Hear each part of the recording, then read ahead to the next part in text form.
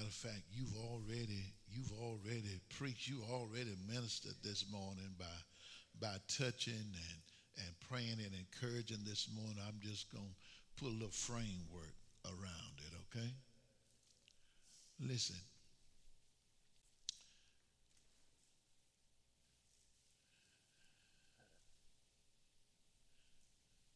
you know what makes the difference is not what you hear, but who's saying it.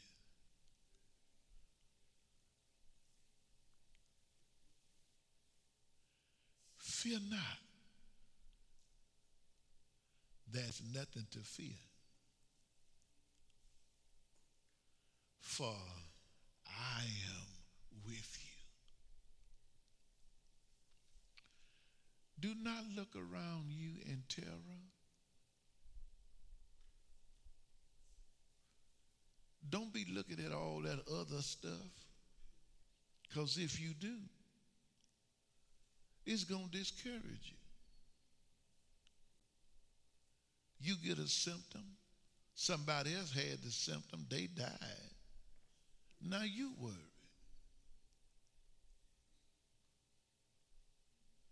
Something happened at another company. Them people got laid off. Now you scared. Somebody else got married. The marriage didn't work out. Now you trembling. Don't look at all that other stuff around you and be dismayed because other folk may not have me. See, me makes the difference in what folk go through. Listen. I will strengthen and I will harden you to difficulties. What used to make you tremble and shake will make you stand flat-footed. After I get in you and you ask him, is that all you got? Yes, I will help you.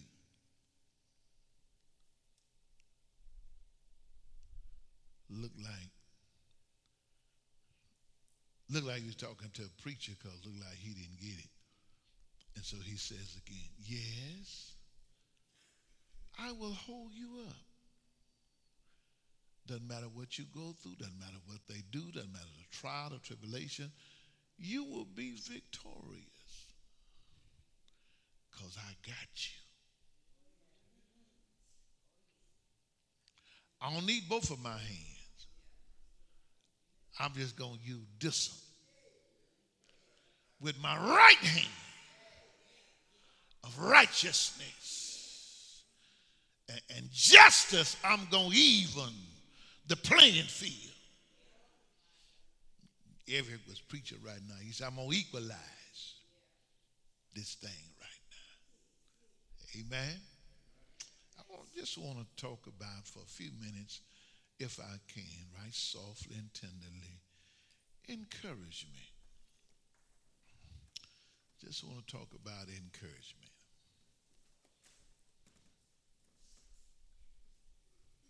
Last night, while getting the rest, I thank the ushers for their faithfulness.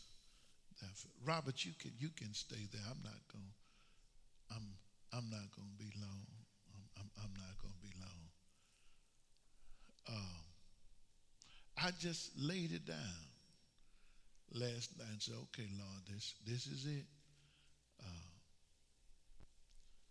You used up my strength today. I got up at 6, went and ministered in 3 different places. Took me 19 hours. And I'm spent. Now, you know what I got to do tomorrow. You know they're going to be coming and looking, watching me, seeing what I got to say. So you got to give me something to say to the folk that want to hear from you. Now, what you want me to say? And so 5:30 this morning, he woke me up and so I said, encouragement, encouragement, encouragement. I said, okay, okay. Then after that, about 6:05, my phone went off, and it was a message from Jeremy, and Jeremy said, just got off from work, just thinking about you. I don't want that. I just want you to know I love you.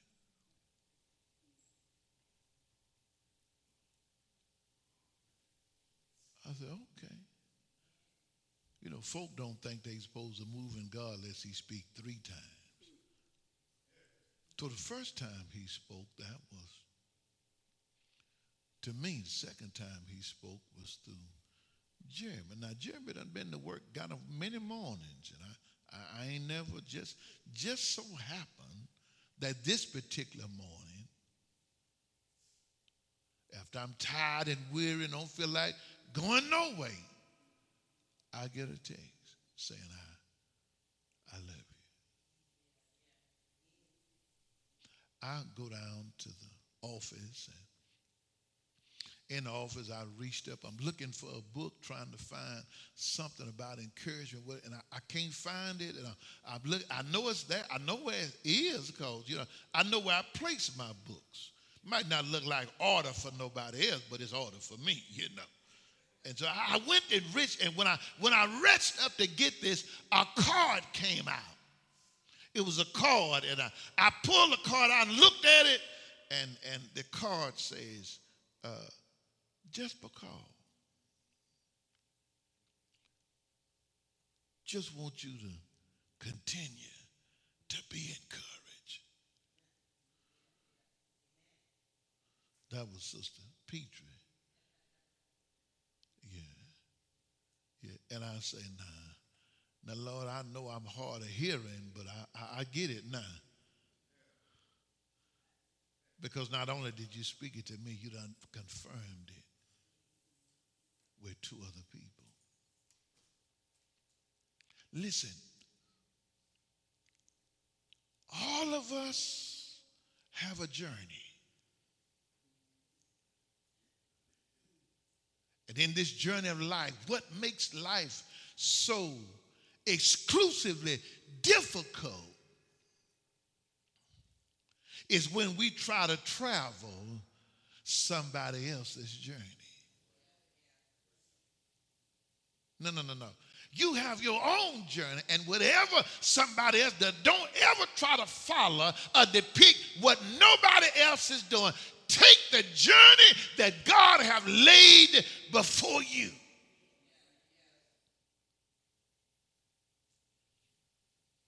One thing I've loved about God and his journey is that we just have to, whatever the journey, whatever the terrain is, I don't care if it's rocky, I don't care if it's thunderous, I don't care if it's lightning, I don't care. You just take the journey.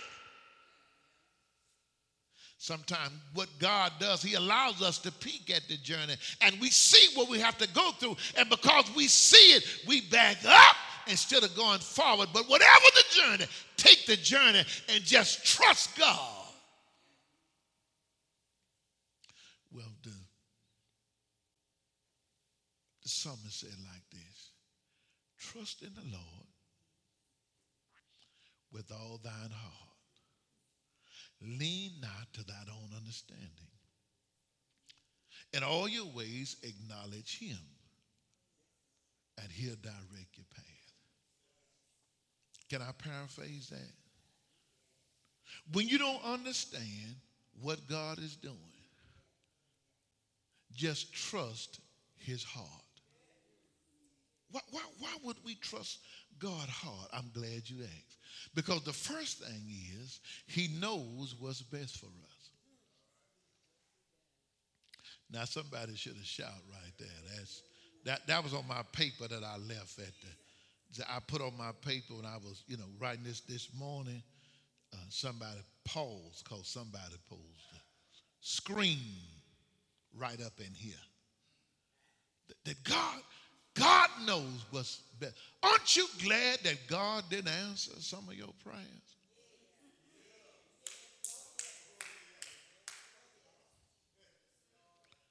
Aren't you glad God didn't give you some stuff you thought you wanted, that you thought if you didn't get it, you couldn't live without it?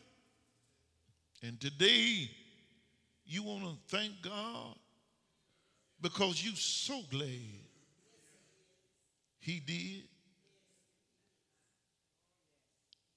Because he knew it just looked good at the time. But that wasn't the best thing for you. Trust God hard because he knows what's best for us. Secondly, we can trust God's heart because he knows how much you can bear.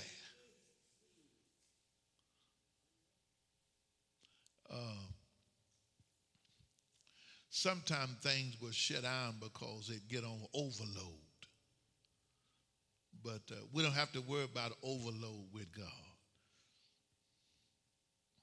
God knows just how much we can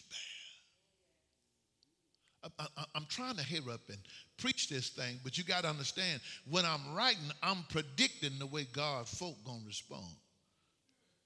And so sometimes when I'm writing a sermon, I pause there and say, you ain't going to be able to rush through this point because this is the way God folk going to act. But, you know, sometimes it don't happen like that.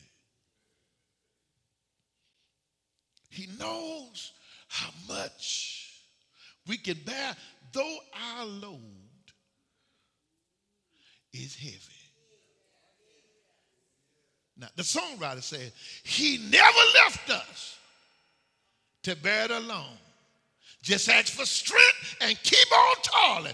Though the teardrops may fall, we have the joy.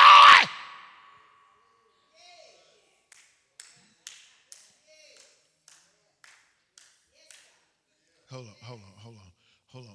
on, because I said I was tired. I feel something coming. Feel something coming up in here now. We have the joy of this assurance.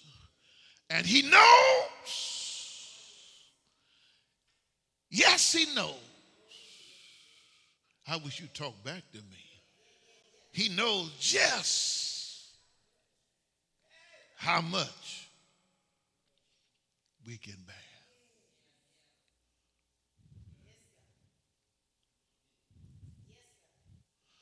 Was talking to a young lady the other week, met her at a funeral in Leesville, and she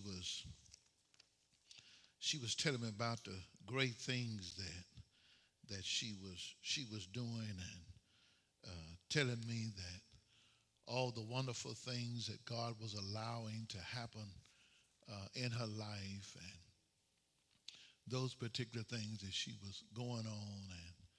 And I said to her, I said, well, okay. I said, well, you've been, a lot of folk done bless you. She said, what you mean, Pastor? I said, I hear what you're saying, but I see some stuff in the closet that's behind it. She said, what you mean? I said, the first thing is, the results of encouragement is you would have never gotten to where you are if it hadn't been for other folk behind you.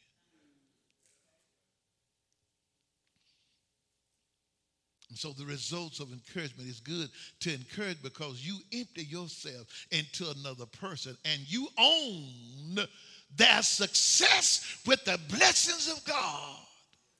Because they never, ever would have got to where they were if you had not encouraged them. Let me tell you something, baby. You can't make it in pastoral ministry for 19 years on the Lord to make a way somehow. No, no, no. You have to have folk encouraging you and lifting you and speaking into your spirit and telling you to go on because, and whatever you accomplish, whatever you amount to, they own your success because if it had not been for them lifting you and pushing you and persuading you,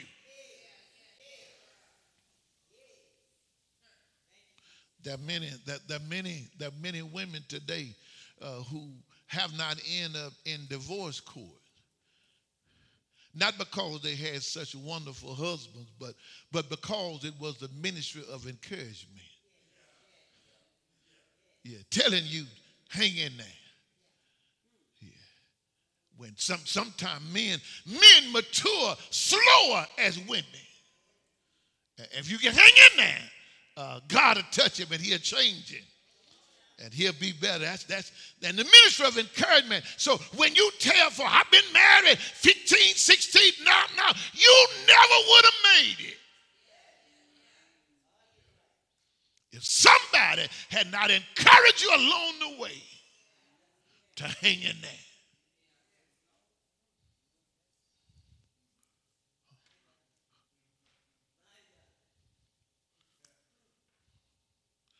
I had to flip this coin.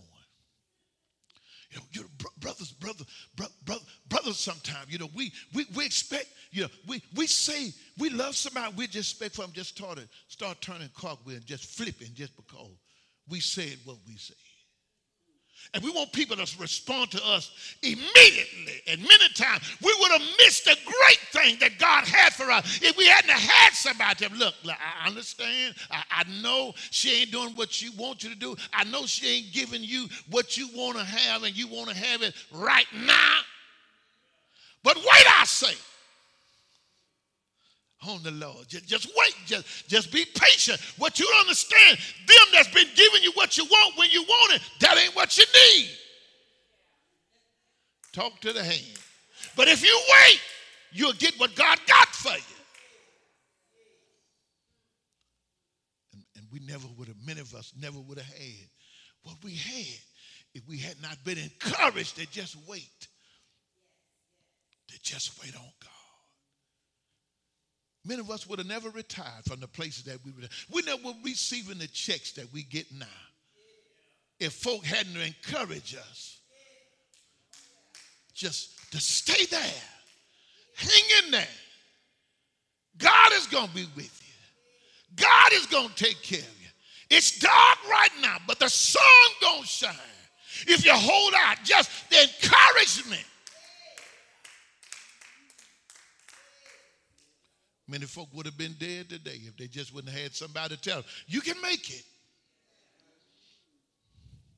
Second thing is, not only do people own us because they are part of our success because they encourage us, but it's too important to you because it allows you not to get stuck on yourself.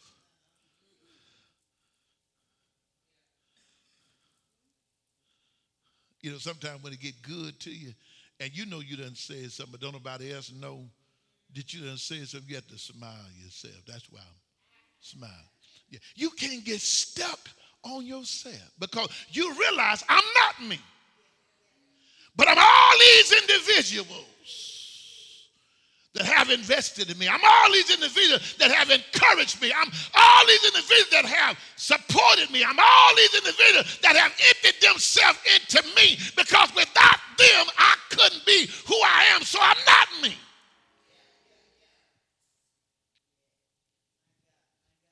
If somebody asks me who I was this morning, I would have to tell them my real name. I have to tell them that my first name is Robert, but I'm Robert, I'm Eric, I'm Otis, I'm Emma, I'm Key.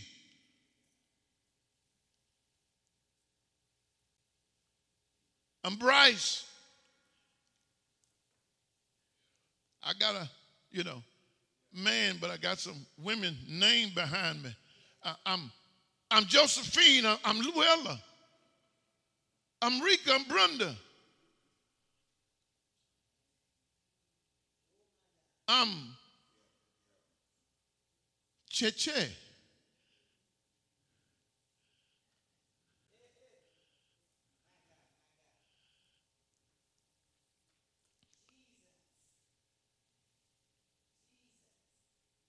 I'm Carolyn. I'm Jeremy. I'm Erica.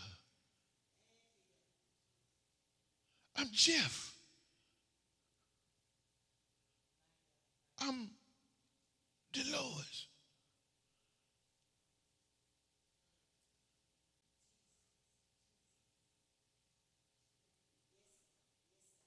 I'm Bryce twice.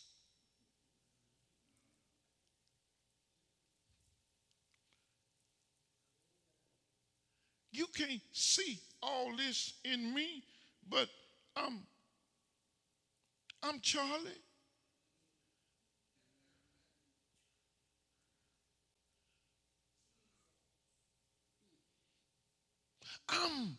I can't get stuck on me because I got so much in me that wouldn't be if it wasn't for thee. The results of encouragement is not that you own a person's success, but that person can never be what they are if you had not been a part of them.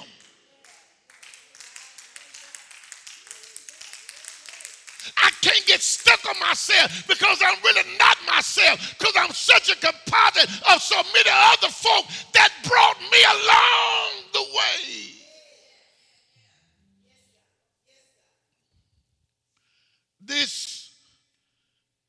This young lady, after she begins to tell me all the things that she accomplished and all the things that she went through, she called me the other night, early in the morning, trembling and shaking and crying. And I said to her, what's wrong? Didn't sound like the same woman I met at the graveyard. She wasn't fiery. I mean, she wasn't walking with a strut about what the Lord had done for her. But she was crying and trembling and couldn't hardly talk. And she said, I'm scared. I said, what's wrong? She said, well, they found the brain tumor. They found a brain tumor and they can't do surgery because they're scared if they fix the tumor has spread it close to my ear. If they do my cut the tumor out, then I won't be able to hear nothing. And I might not be able to do what I used to do. Greg met the lady because God used her in the time of Greg. She was a nurse in hospice, and Greg talked to her. And she was so fluent. She knew what she was doing. But sometimes life has a way of making us run out of gas on our journey. I don't know. Well, you've probably never been in predicaments like I've been in predicaments. You all probably always had money. If you didn't have money, you had cards and you could just go fill up anytime you got ready. But if you done been like me, I know what it means to run out of gas. And the main thing I know about running out of gas is that folk look at you. Don't think you ever supposed to run out of gas. But life has a way the distance is so long. There is more miles than we have gallons in our tank. And sometimes we have to rest and sit down. We done ran out of gas. And the only thing that keep us moving forward, Somebody, God is so good. I never shall forget. A lot of folk think pastor got to, got to go. I hear Sister Reese all the time. How you got that money? You got it. You got. I hear Sister Reese say it all the time. But I ain't tell Sister Reese I was on my way from the church one night. And right by synagogue's place, I called Greg. I said, Greg, what? Hey, Pastor. I said, hey, Greg, I need you. He said, what happened, Pastor? You don't never want to tell nobody.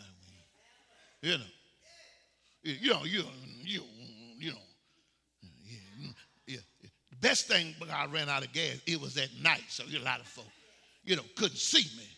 Kind of dark area, so I didn't stand out in the street and start hollering and screaming that I had ran out of gas. I got over by the, truck and leaned behind it, couldn't nobody see me.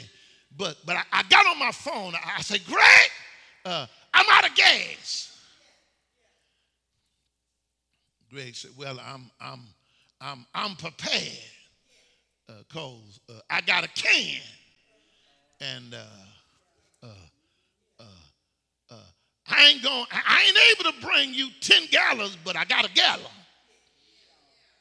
And I know that if I give you this gallon, that's fuel enough to get you where you need to be. Greg came and put that gallon of gas in the truck that had ran out. And when I filled it up, vroom, it cranked back up. And I was able to get where I was going, but I couldn't have got where I needed to go if it had not been for Greg. I'm glad I hadn't mistreated Greg. I'm glad I had not dogged Greg. I'm glad I had not just done bad because Greg might not have answered the call. You got to be careful. You don't never know who you're going to need. You don't never know who's going to encourage you. You don't never know who's going to be there at your back.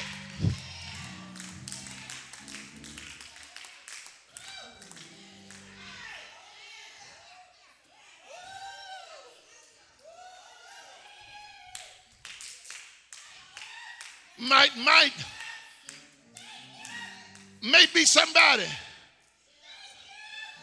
about to run out of gas this morning.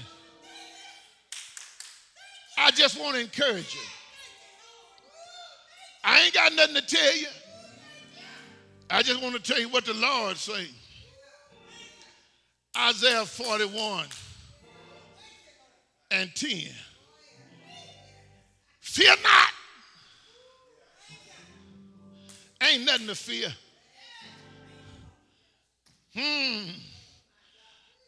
I am. I'm with you. Don't look around at your situation and your circumstance. This way the old folk used to say, look here. Look right here. I'm able to do whatever you need to have done when you need to have it done. Just look here. Lift your head up. Look at me. And everything that you need, I got it. Well, let me close with this one. One thing I like about folk from South Louisiana, look like they got this dialect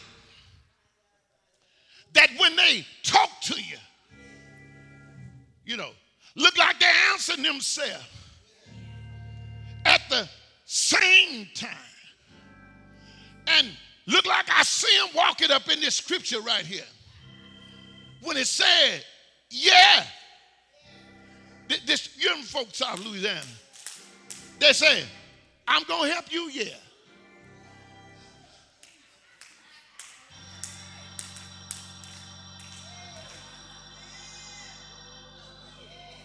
I wonder I wonder was God from South Louisiana? I'm going to help you. Yeah. I'm going to lift you. Yeah. I'm going to encourage you. Yeah. I'm going to save you. Yeah. I'm going to be there for you. Yeah. Is it anybody here love my Jesus? Anybody here love the Lord? I just need some South Louisiana. Say, yeah, yeah, yeah. He brought me out. Yeah, he made a way. Yeah, he saved my soul. Yeah, he made me whole. Yeah, can't nobody, yeah, do me like Jesus. Yeah, he died. Yeah, on a Friday night, buried him in a buried tomb. Got up. Don't you ask me, did he get up on Sunday morning? Yeah, all power.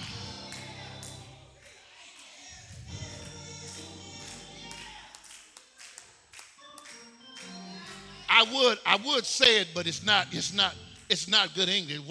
Walks with me, talks with me, tells me I'm not his own, running in my feet, clapping in my hand, joy.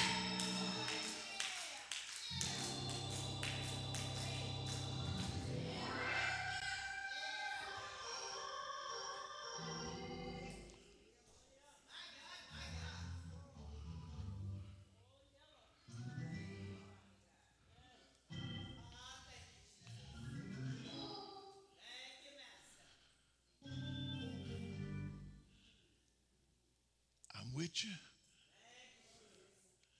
No reason to fear. Look here. Look at me. I got everything you need. I'm with you. I never leave you or forsake you. Then he says, I'm going to help you, yeah. I'm going to encourage you, yeah. Look like somebody say, well, God, can I ask you a question? Are you going to hold me with your right hand? I hear him say, I'm going to hold you with this hand, yeah. If I hold you,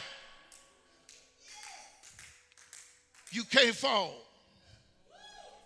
If I hold you, you can't falter.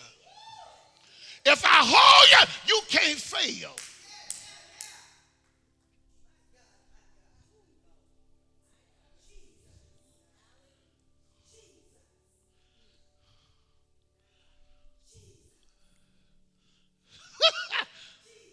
Have mercy, Lord. Did he answer me between late last night and early this morning? Yeah. Did he fill me? Did he re-energize me? Did he give me strength? Yeah. And that many of you have experienced God. You can say yes. Yes to his will. Yes to his way.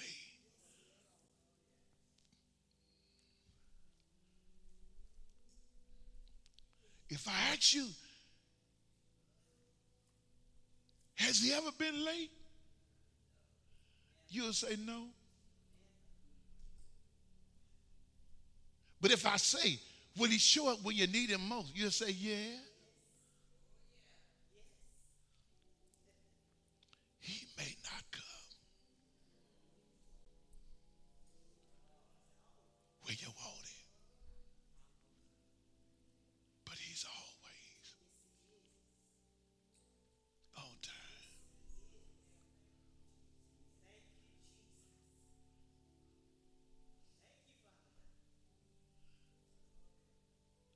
It shouldn't have took me all that time to say that.